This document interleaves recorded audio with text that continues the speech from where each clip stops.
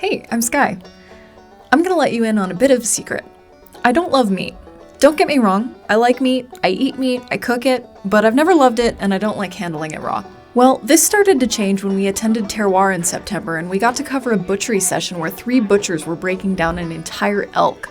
This was an incredible opportunity for everyone attending the workshop to learn more about where our food comes from beyond the styrofoam packages in the grocery store, and also to gain a deeper connection with the food that comes directly off our land here in Alberta.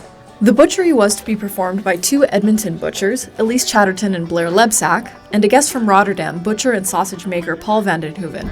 Later in the week, chefs from Calgary and beyond would prepare dishes for hundreds of people made from that very elk. This workshop was also taking place on September 30th, the National Day for Truth and Reconciliation in Canada. This day is vital for us to continue our understanding of the legacy of residential schools and become more in tune with the local Indigenous communities we coexist with in Canada.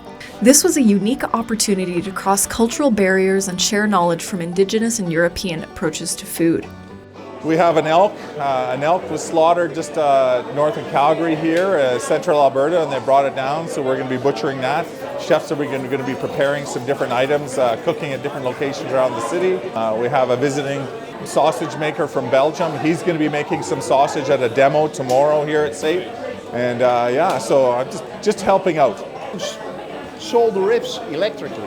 Electrically? Yeah, much easier with the... Yeah, right. Canadian tattoo on his face of that. Knifewear was on site to capture video, but also to tune up the butcher's knives as they worked. We also got to talk to a fellow knife nerd of a very different sort.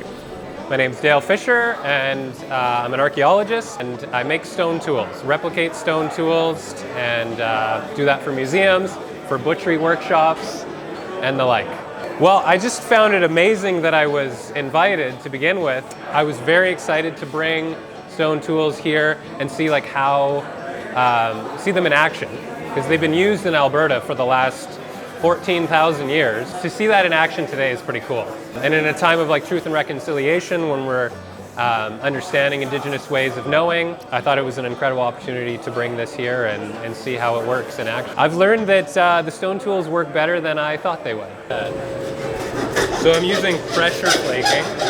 So I'm putting pressure on this, and then I flake down to draw off little flakes, and that'll sharpen the edge of the stone.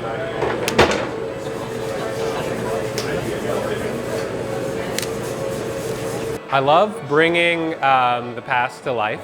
I love seeing the ways in which people did things then and how they can impact now. Every archaeological site I work on will have Indigenous community members that are there monitoring the work that we do. And so it's this kind of collaboration where I'm doing the archaeology and then I'm learning about traditional ways. I'm just hoping to share a little bit about my culture, things that I've kind of that have been a part of my life, because I realize not everybody has a good understanding of, coming from me, like a Cree culture type thing, and the way, and just kind of living that lifestyle. And by coming to Terroir, I was really interested in the elk butchering because I wanted to see how professional chefs cut their meat. And to me, it's especially when I was listening to Elyse talk lately, it's very similar to how we cut our meat, which is just kind of following all the contours, and we don't use power tools, and we tend to keep a lot, and we keep as much of the fat on the meat as possible. And I noticed they cut off a lot. So those are probably some of the biggest differences I've noticed. From a very young age, I would say from maybe 5 or 6 years old, maybe even earlier, I was exposed to hunting, trapping, fishing, skinning animals, either big game or small game. I was exposed to the butchering of it, the cutting of the meat, the preserving of the meat, so I'm very thankful for that. And it kind of fits in with what they're doing, and seeing the similarities for me is that's pretty cool. So it's, there is some parallels, I guess, to the non-Indigenous and the Indigenous.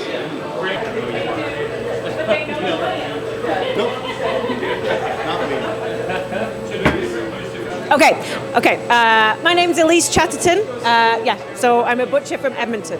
I am on Butchery Team Canada. Yeah, we're going to be competing at the 2025 World Butcher Challenge in Paris. So my style of butchery is seam butchery, so trained in the UK, so following natural seams and lines. So I'd never even used a bandsaw until I came to Canada. I didn't realise that bandsaws were actually a thing in butcher shops, we just didn't have them. So yeah, so just using hand tools, bone saw and cleaver. I have loved this job for a very long time. I've been doing it for a very long time, 28 years. Don't try and work out my age from that. But I did start very young, I will say that. But yeah, I just love it, and I do think that it's like butchers are kind of cool again. Well, no, we've always been cool, but we're kind of more cool now. Like, it's our time right now. So, you know, teaching people a few butcher skills, even if they only use them in their own home, I love doing that. Like, just encouraging someone to give it a try when they thought it was really scary and it's not.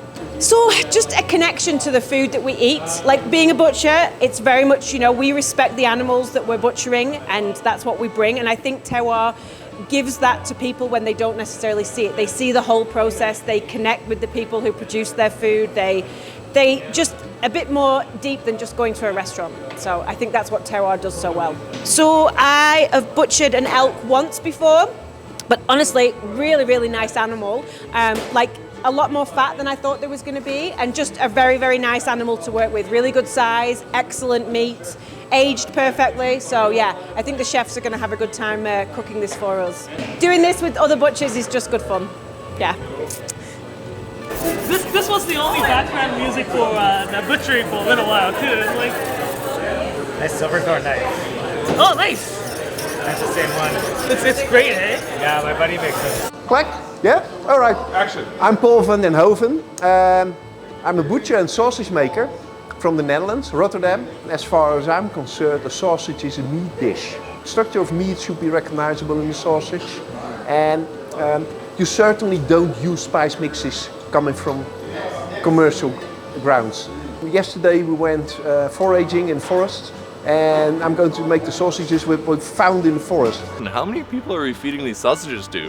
I don't know, but I think we're going to make about 15 kilos of sausage. 30 pounds. Yeah. Yeah.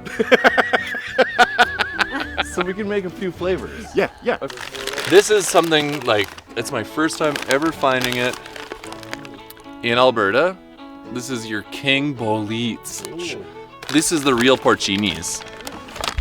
So we're hoping, I think this is gonna add such a lovely flavor to the, that's gonna add some meat to it. The other thing we're going for is crab apples, very traditional flavor in the sausages. And then we're going for junipers. I picked a whack of juniper berries, and then our chef is saying he's gonna use the wood to smoke the sausages with. So we have the wood from the juniper too. I'm joking.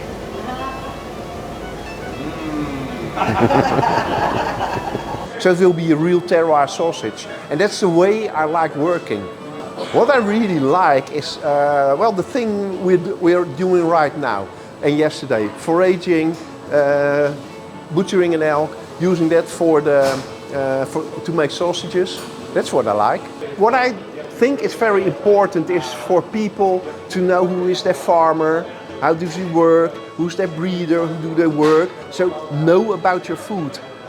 Really what I'm bringing is, you know, again, a love for butchering, a love for the whole hospitality industry, and it is what we do on a daily basis. So we butcher animals, we have people in, we have retail customers that are a completely different side than the restaurant customer, and so it's fun to be able to share experiences. Yeah, it was really good. Everyone was very interested, and that's kind of the fun thing. People that aren't afraid of raw meat or whole animals, it's always nice to see that in the crowd. And so for us, and for me personally, it was great just to be able to tell people a little bit about what I was doing and how we kind of got into it. Well, I think that's sometimes the best way to learn things is just by watching. So, you know, you just work side by side with someone and you see a few new techniques and you see a few new tricks, and it always helps and kind of revives your inner spirit of how to do things. You know, talking to Paul and hearing how really he doesn't decide on his flavors. He goes out into nature and forages and lets the world decide what kind of flavor of sausage he's going to make. It just kind of makes you appreciate all that's around us. I just want to also tell people that Edmonton is in Alberta, not just Calgary. At the end of the session, the chefs were starting to come to pick up their cuts for the dinners they'd be preparing later that weekend. There was elk tartare, elk meatballs, elk stroganoff, and tons of fantastic elk sausage. We are going to be using a elk shoulder or chuck, and we're going to be making a fresh ground sausage. In terms of the dish itself, we'll be doing a burnt cherry gastrique with a potato pave with fennel, a creme fraiche, and then a elk and caraway sausage. I'm also younger to the industry, so it's fun for me to kind of come up and show what I know and also get the feedback of my peers and other chefs at the events and be able to grow from that experience.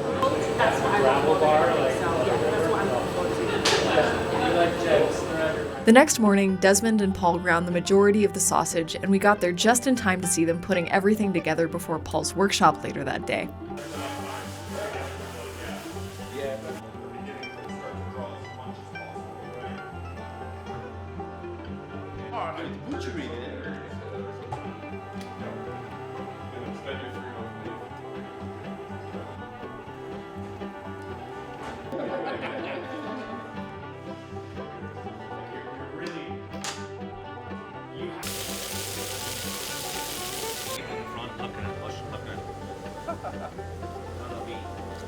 Okay, so maybe you're not going to butcher an entire elk in your own kitchen, but I hope this video inspired you to get more in touch with where your food comes from.